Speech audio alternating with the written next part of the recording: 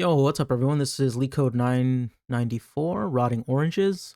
I believe this is the last problem for week 1 in the Grind 75 list, so if you've been following along, then congrats. After we're done with this problem, week 1 is done. But anyways, so we have this problem here, right, where we're given an n by n grid where each cell can have one of the three values. It can have a value 0, which represents an empty cell, a value of 1, which represents a fresh orange, or a value 2 representing a rotting orange. And that's the rotting orange is these oranges, the X here. That's how they depict it. I think they should have used a different photo, like an actual rotting orange, but whatever. Anyways, every minute, any fresh orange that is forward directionally adjacent to a rotting orange becomes rotten itself. Return the minimum number of minutes that must elapse until no cell has a fresh orange. If this is impossible, return -1. Okay, we're going to go to an illustration so I can show you basically how this is going to work. So, like this is our original grid, okay? Let me use a different color. So we have a rotting orange here, and every minute that passes, we go forward directionally from the rotting orange, any rotting orange in the grid. Forward directionally, it infects all the other oranges every minute, okay? So we're going to go forward directionally, right? Right? Now, up here is out of bounds. Here's out of bounds.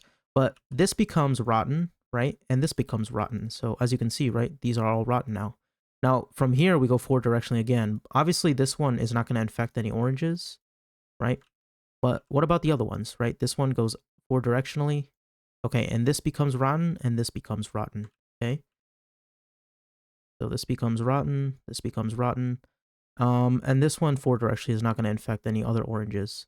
So yeah, so another minute elapses, and so we should get something like this, right?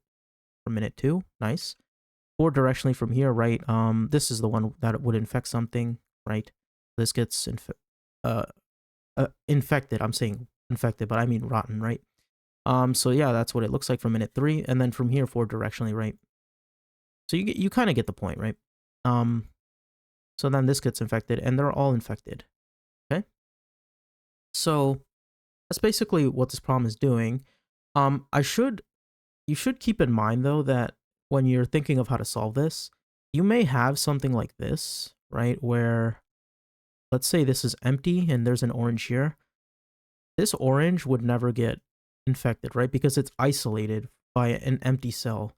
So this can never infect anything to actually reach this orange here, right? So we need to handle that edge case also, which is basically why we might return -1 sometimes, right?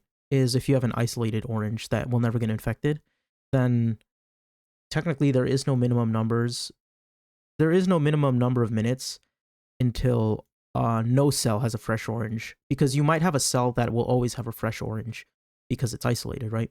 And so we have to, this is kind of, the return is going to be conditional, okay? So anyways, how are we going to solve this, right? Now, I recommend watching my previous video, which is called O1 matrix, because it's very similar in nature, and it's also in the Grind 75 list. O1 matrix is the problem before this one. So that video is also pretty good. It's very similar to this one, but this one's a little bit different. Okay, so how are we going to solve this problem? And the way we're going to solve this is we're basically going to iterate through the matrix, right, or the grid, and we're going to count how many fresh oranges are there, right? So we're going to iterate through this grid, right? This is the original grid before any minute elapses, right? That's basically our input is this. Okay, so we're going to iterate through this grid, and we're basically going to handle cases. Okay, if we have an orange that's rotten, let's add that to a queue, right? The coordinates to the queue, right? Coordinates to the queue. Now, if we have a fresh orange, then we'll just keep a variable, right, called fresh, and we're going to increment it every time we have a fresh orange. We're going to increment this by 1 every time we see a fresh orange, right? Okay, now why do we do it this way? Because after we iterate through this entire grid, right, and we basically count the number of fresh oranges as well as put the rotten ones in the queue, what we're going to do is basically we're going to iterate through a while loop, right? And we're going to say, while there's something in the queue and the number of fresh oranges is not equal to 0, it means that there's possible oranges that we can infect, okay? So in that case, we're going to have to do the expansion of the rotten oranges. Now think about this. So our while loop is going to say, while fresh, I'm just going to call it f, is greater than 0, and the q has something in it, right? That means we can actually handle something, right, in this while loop. Now think about it. Why is this important? Because if we have an isolated orange, like there's an orange right here for this grid, right? In what case would we break here, right? Well, we'll always have f is greater than 0, right? Because this orange is isolated. But this is what's going to break, is the q, because when we get to, let me go to minute 4 here, right? If we have like if this grid is actually something kind of like this, and there's an orange here, then when we're here and we handle all these rotten oranges, the queue will be empty. And so this, does the queue have something? That condition will break the while loop, and so then we would return. Okay. So yeah. So basically, while there's something in the queue, we're gonna do the expansion. Right? But we want to do the expansion while there's something in the queue and while there are fresh oranges to actually rot. Okay, so I'm going to show you how this is going to look. It's this code. This is why I recommend doing O1 matrix, that problem, because this actually, I think this problem is actually very simple once you do the previous problem in the grind 75, because they're very similar. Okay, so like I said, we're gonna first of all create rows, right? So we're gonna say length of grid, count the columns. We're gonna say length of the column. Okay, and again, we need to iterate through this. So we're going to say for R in range rows, for C in range columns. If the grid is, so 1 is a fresh orange. So if it's a fresh orange, we're going to increment the fresh counter by 1, right? And let's create that up here. Set that to 0. Else, if the grid is 2, meaning it's a rotten orange, that's the case where we want to append it to the queue. And we want to append the coordinates, okay? So let's create that queue variable also. I'm going to say deck, because it has to be a double-ended queue, right? So we can pop from the left. So the so we can work with it easier. Also, we need the directions, right? So we have to create that too. So we're going to say 1, 0, right? Going up, going row column, going down in the row, so going down, yeah, going to the right, and going to the oh, sorry, going that way, and then going this way. Okay. I don't have my comma set up properly. Give me a second. I'm gonna say comma that, comma space, comma space. Okay. And we also need a minute counter. I'll just put that right here. Minutes, because we have to count how many minutes elapses before we rot all the oranges out, okay? So here, like I said, we're iterating through the grid, right? So let me actually add some comments also, just so you don't get lost. Hold on. My comment is not showing us green. Sometimes LeetCode is really slow. There you go. So here we're gonna say, count fresh oranges.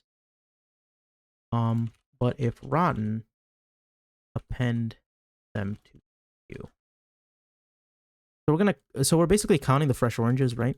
But if the oranges are rotten, we're actually adding them to the queue. And again, we're adding the oranges that are rotten to the queue so that we can do the expansion for directionally, right?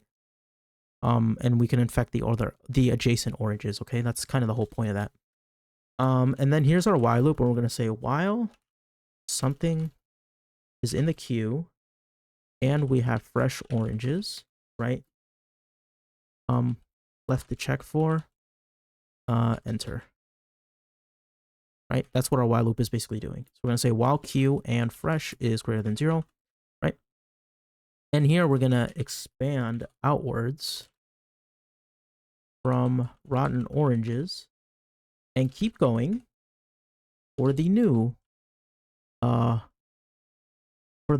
oranges in the while loop after we exit this for loop. Assuming we have fresh oranges left over. Okay, so this is what our while loop is going to do, right? So we're going to say for I in range, length of queue, right? And here's basically where we have to pop from the queue, right? And I will explain this code after we're done also, just to make sure you catch up with what we're doing, right? So we're going to say for RDC and directions, and we want to go forward directionally. So we're going to say row plus dr, c is column plus dc, and we're going to say if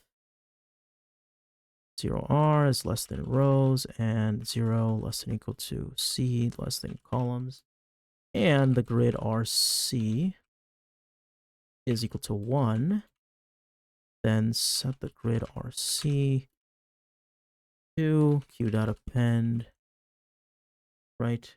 And then fresh. I'm going to explain this right now. Give me a second. I just want to make sure I write this all down while it's in my mind. Okay, so let's go to this comment up here. So we're going to expand outwards from the rotten oranges, okay? Because this is in the queue, right? So we're going to expand forward directionally, right? That's kind of what we're doing here. We're going forward directionally. In this inner for loop, we're going forward directionally. In this outer for loop, we're just obviously going through what's in the queue. So when we go forward directionally, right, we need to make sure that 1, we're in bounds, right? That's what this is doing. And that 2, where we're expanding to, if that's a fresh orange, which is what 1 is, right? If it's a fresh orange, we need to set it to a 2, because now that fresh orange is supposed to be rotten because it's adjacent to the rotten orange where we came from, right? So like when we go outwards, this orange here and this orange here are going to be rotten.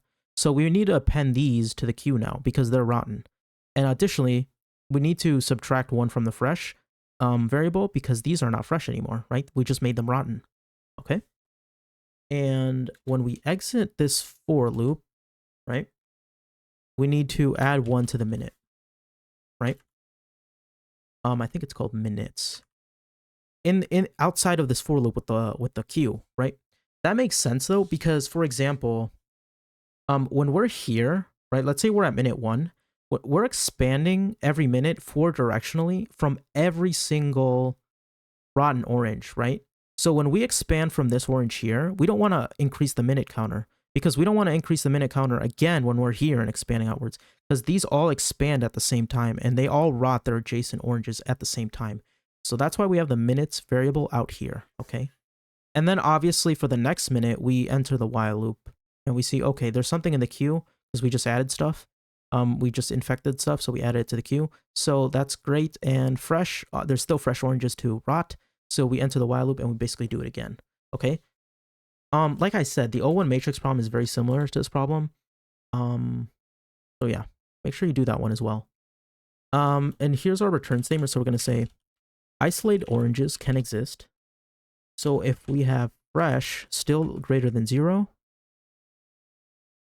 so I should say we can have fresh greater than 0. So if we have fresh that's greater than 0 when we're returning, that means we have an orange left over that's fresh, obviously.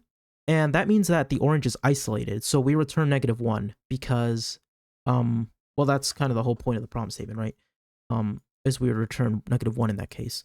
So we're going to say if minutes, return minutes, if fresh is equal to 0 because all oranges got rotten. Otherwise, just return -1.